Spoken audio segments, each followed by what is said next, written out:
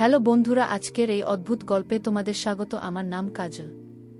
আমার বয়স ২৪ বছর। আমার বাড়িতে আমি, আমার মা, বাবা আর বড় ভাই থাকি। আমি এইমাত্র পড়াশোনা শেষ করেছি, কিন্তু এখনও ভবিষ্যতের কোনো পরিকল্পনা করিনি। বাবা চাকরি করেন আর আমার ভাইও যেখানে কাজ পায় সেখানে হাত লাগিয়ে দেয়। আমাদের সবার জীবন ভালোই চলছিল, আমরা খুব খুশিতে ছিলাম। কিন্তু এরপর আমার সঙ্গে এমন কিছু ঘটতে চলেছিল যা আমি স্বপ্নেও ভাবিনি। একদিন বাবার দিল্লিতে ট্রান্সফার হয়ে গেল। এজন্য আমাদের বাড়ি ছেড়ে দিল্লি চলে যেতে হলো। এখন আমরা দিল্লিতে একটা ভাড়া বাড়িতে থাকতে শুরু করলাম। আমি ভাবলাম এবার আমিও চাকরি করব আর বাড়ির লোকদের আর্থিক সাহায্য করব। চাকরির খোঁজে এদিক ওদিক ঘুরলাম, কিন্তু কোথাও কিছু জুটল না। হতাশ হয়ে বাড়ি ফিরে এলাম। বাড়ির লোকেরা আমাকে বোঝালো, কিছু হয় না, কোথাও না কোথাও চাকরি জুটে যাবে। একদিন গ্রাম থেকে ফোন এলো, আমার মাসির শরীর খুব খারাপ। এটা শুনে মা আর ভাই তড়িঘড়ি গ্রামের উদ্দেশ্যে রওনা দিল। বাড়িতে শুধু আমি আর বাবা রয়ে গেলাম। গ্রামে পৌঁছে ভাই ফোন করে জানাল তাদের কমপক্ষে ১৫ দিন লাগবে। আমাকে বলল, তুই বাবার খেয়াল রাখিস। আসলে বাবা প্রতিদিন রাতে ঘুমতে যাবার আগে মদ খান। মদ খেয়ে তিনি এমন অবস্থায় চলে যান যে কিছুই বোঝেন না। মাঝে মধ্যে তো তার প্যান্ট খুলে যায়, তাই তার দেখাশোনা করতে হয়। একদিন বাবা অফিস থেকে ফিরে বললেন, কাল আমার এক পুরনো বন্ধু আসবে। আমি বুঝলাম বাবা এবার মদ খাবার প্ল্যান করছেন। পরদিন বাবার অফিস ছুটি ছিল। আমরা দুজনে খাওয়া দাওয়া করে ঘুমিয়ে পড়লাম। সকালে আমি যখন বাড়ির কাজে ব্যস্ত ছিলাম, তখন দরজার বেল বাজল। দরজা খুলে দেখি ৪০ থেকে ৪৫ বছরের একজন লোক দাঁড়িয়ে। তিনি জিজ্ঞেস করলেন, তুমি কি রাহুলের মেয়ে? আমি হ্যাঁ বললাম। তারপর জিজ্ঞেস করলাম, আপনি কে? তিনি বললেন, আমি তোমার বাবার বন্ধু। আমি বুঝলাম এই সেই লোক যার কথা বাবা কাল বলেছিলেন। আমি তাকে প্রণাম করলাম। তিনি বললেন, খুশি থাকো। তারপর লক্ষ্য করলাম তিনি আমাকে একটু অন্যভাবে দেখছেন, বারবার আমার বুকের দিকে তাকাচ্ছেন। আমি ভাবলাম হয়তো এমনিই দেখছেন, তাই গায়ে লাগালাম না। ঠিক তখনই বাবা এসে পড়লেন, বললেন স্বাগত। দুজনে জড়িয়ে ধরলেন। তাদের দেখে আমারও ভালো লাগলো। বাবা আমাকে বললেন, যা চা বানিয়ান। আমি চা বানাতে চলে গেলাম। দেখি দুজনে হাসি ঠাট্টা করছেন। আমি আগে বাবাকে চা দিলাম, তারপর তার বন্ধুকে চা দিতে ঝুঁকতেই লক্ষ্য করলাম তিনি আবার আমার বুকের দিকে তাকাচ্ছেন। তারপর আমাকে দেখে বললেন, রাহুল, তোমার মেয়ে তো অনেক বড় হয়ে গেছে। ওর বয়স কত হলো? বাবা বললেন, এখনো বয়স 23 বছর। তার বন্ধু বললেন, তাড়াতাড়ি ওর বিয়ে দিয়ে দাও। এসব শুনে আমি মুচকি হেসে আমার ঘরে চলে গেলাম। সারাদিন বাবা আর তার বন্ধু গল্প করলেন। সন্ধে হতেই আমি বুঝলাম আজ রা পার্টি করবে। বাবা আমাকে বললেন, পেঁয়াজ আর নোনতা কেটে একটা প্লেটে করে আন। দেখলাম বাবা মদের বোতল বার করেছেন। দুজনে টেবিল এ বসে খেতে শুরু করলেন।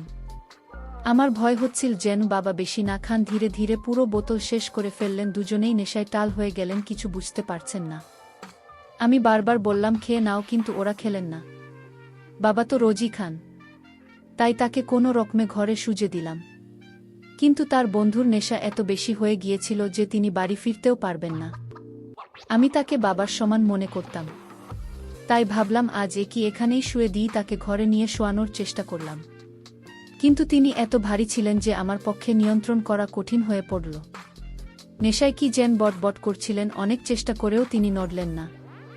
ভাবলাম আরেকবার চেষ্টা করি। বট কষ্টে তাকে দাঁড় করালাম। দাঁড় করাতেই তিনি 2 হাত আমার কোমরে রাখলেন। আমি ভাবলাম নেশায় আছেন, তাই এমন করছেন। কিন্তু তারপর দেখলাম তিনি হাতটা ধীরে ধীরে নিচে নামিয়ে আমার পিছনে রেখে জোরে চাপ দিতে শুরু করলেন। আমি হঠাৎ তাকে ধাক্কা দিলাম। তিনি পড়ে গিয়ে সোফায় আছড়ে পড়লেন। আমি ভাবলাম নেশায় আছেন, তাই এমন করেছেন, তার কিছু গান নেই। আমি ভয় পেয়ে গেলাম। তাড়াতাড়ি তাকে সোফায় শুইয়ে কম্বল চাপা দিয়ে ঘুম পাড়িয়ে দিলাম। তারপর নিজের ঘরে গিয়ে শুয়ে পড়লাম। ঘুমোতে গিয়ে ভাবছিলাম আঙ্কলকে ধাক্কা দেওয়া উচিত হয়নি। তিনি নেশা ছিলেন, কিছু বুঝতে পারেননি। তিনি তো আমার বাবার সমান। সকালে তাড়াতাড়ি উঠে দেখলাম বাবা আর তার বন্ধু দুজনেই ঘুমোচ্ছেন। চা বানিয়ে ওদের জাগালাম, চা খাইয়ে দিলাম। দুজনেই ফ্রেশ হয়ে গেলেন। বাবা অফিসের জন্য তৈরি হতে লাগলেন। আমাকে বললেন, যা নাস্তা বানিয়ে আন। আমি নাস্তা বানাতে গেলাম। নাস্তা নিয়ে আসতেই দেখি বাবার বন্ধু আর আমার দিকে তাকাচ্ছেন। বুঝতে পারছিলাম না কেন এমন করছেন।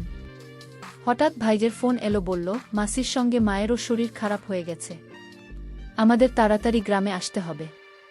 আমি বাবাকে বললাম, বাবা বললেন তুই এখানে থাক, আমি একা গ্রামে যাচ্ছি। আমি বললাম, বাবা আমি একা এখানে কিভাবে থাকব, আমার ভয় করে। বাবা বললেন, আমার এই বন্ধু ছুটিতে এসেছে, ওরও একটা ঘর ভাড়া লাগবে, আমি গ্রাম থেকে ফিরে আসা পর্যন্ত ও এখানে থাকবে। বাবার বন্ধু বললেন, ঠিক আছে। বাবা তাকে বললেন, আমার মেয়ের খেয়াল রেখো। আঙ্কেল বললেন, রাহুল তুমি চিন্তা করো না, আমি তোমার মেয়ের নিজের মেয়ের মতো দেখাশোনা করব। তারপর বাবা গ্রামে চলে গেলেন। বাড়িতে শুধু আমি আর আঙ্কেল রয়ে গেলাম। আমি আঙ্কেলকে বললাম, আমি খাবার বানাচ্ছি, তারপর দুজনে বসে খাব। আঙ্কেল হ্যাঁ বললেন। আমি খাবার বানিয়ে আনলাম, দুজনে বসে খেতে লাগলাম। খাওয়ার সময় আঙ্কেল বারবার আমার দিকে তাকাচ্ছিলেন। তারপর বললেন, বেটি তুমি খুব সুন্দর দেখতে। আমি ধন্যবাদ দিলাম। তারপর বললাম, আঙ্কেল কাল রাতে আপনি অনেক বেশি মজ খেয়েছিলেন। তিনি হেসে বললেন, আজ থেকে কম খাবো। ধীরে ধীরে সন্ধে হয়ে এলো। আঙ্কেল বললেন, আমার জন্য একটা প্লেটে পেঁয়াজ আর নুনটা নিয়ে। আমি বুঝলাম আঙ্কেল আবার মদ খাবেন। বাবার মতো ওরও রোজ রাতে মদ খাবার অভ্যাস হয়ে গেছে। আমি নোনতা আর পেঁয়াজ এনে দিলাম। জিজ্ঞেস করলাম, মদে এমন কি আছে যে রোজ খান, এটা খেলে কি মজা লাগে? আঙ্কেল বললেন, হ্যাঁ এটা খেলে খুব ভালো লাগে। আমি বললাম, সত্যি? তিনি বললেন, একবার তুমিও খেয়ে দেখো। আমি আগে অনেকবার না বললাম না আমি মদ খাব না, কিন্তু আঙ্কেল খুব জেদ করলেন। শেষে আমি রাজি হয়ে গেলাম, আঙ্কেলের সঙ্গে বসলাম। তিনি আমাকে এক গ্লাস মদ দিলেন। মদ খেতেই আমার মাথা ঘুরতে শুরু করল।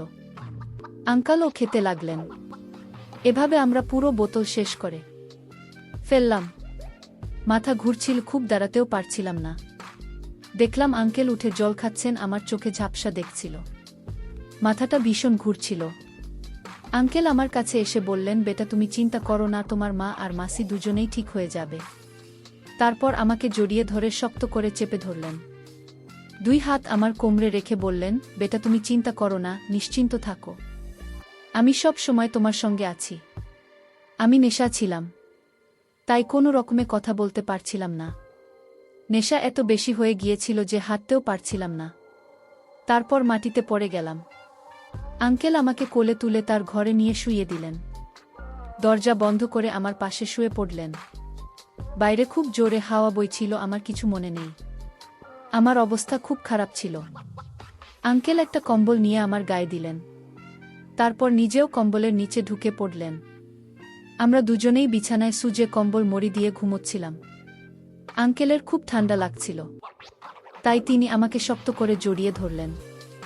আমার অবস্থা আরও খারাপ হয়ে যাচ্ছিল। নেশায় আমার কিছু ভাবনা ছিল না। তারপর কখন ঘুমিয়ে পড়লাম জানি না। সকালে উঠে দেখি আমার হাত পা খুব ব্যথা করছে। তারপর দেখলাম আঙ্কেল আমার পাশে ঘুমাচ্ছেন। তিনি পুরোপুরি কাপড় খুলে শুয়ে আছেন। আমি ভয় পেয়ে গেলাম। তারপর দেখলাম আমারও অর্ধেক কাপড় খোলা। আমি আরও ঘাবড়ে গেলাম। বিছানা থেকে নামতে গিয়ে খুব জোরে ব্যথা অনুভব করলাম। সারা শরীরে ব্যথা, তাড়াতাড়ি কাপড় পরে হাঁটার চেষ্টা করলাম, কিন্তু ব্যথার জন্য হাঁটতেও কষ্ট হচ্ছিল। ব্যথা এত বেশি ছিল যে আমি বুঝে গেলাম রাতে আঙ্কেল আর আমার মধ্যে কিছু ভুল হয়েছে। আমি ভয়ে কাঁদতে শুরু করলাম। মনে মনে ভাবতে লাগলাম, যদি এটা বাড়ির লোকেরা জানতে পারে তাহলে কি করব। তারপর তাড়াতাড়ি গোসল করে তৈরি হয়ে নিলাম। বাইরে আসতেই দেখি আঙ্কেল সেখানে আছেন। তিনি আমাকে জিজ্ঞেস করলেন, কাল রাতে মদ কেমন লাগলো, ঘুম কেমন হলো? আমি বললাম, মদ খেয়ে আমি খুব বড় ভুল করেছি। আঙ্কেল বললেন, কিছু হয়নি, আমার তো কাল রাতে খুব মজা লেগেছে। আমার জীবনের সবচেয়ে বড় দিন ছিল, এমন দিন আর আসবে না। সত্যিই আমার খুব ভালো লেগেছে। আমি সব বুঝে গেলাম। আমি আমার ঘরে চলে গেলাম। আধা ঘন্টা পর বাবা ফিরে এলেন। বাইরে আসতেই বাবা বললেন, মা আর মাসির শরীর এখন ঠিক আছে। তারপর আঙ্কেলকে জিজ্ঞেস করলেন, আমার মেয়ে তোমাকে বিরক্ত করেনি তো? আঙ্কেল হেসে বললেন, না, ও তো খুব শরীফ আর ভোলাভালা, আমাকে একটু অবিরক্ত করেনি। আমি সব বুঝতে পারছিলাম। আমি ঘরে চলে গেলাম। বাবার বন্ধুও তার বাড়ি চলে গেলেন। আমি বসে বসে ভাবছিলাম আমার মদ খাওয়া উচিত হয়নি। তারপর ভাবলাম, যা হয়ে গেছে তা হয়ে গেছে, আজ থেকে আর কখনো এমন ভুল করব না। তো বন্ধুরা, এই গল্পটা তোমাদের কেমন লাগলো কমেন্টে জানিও। এমন ভিডিও দেখতে আমাদের সাবস্ক্রাইব করো।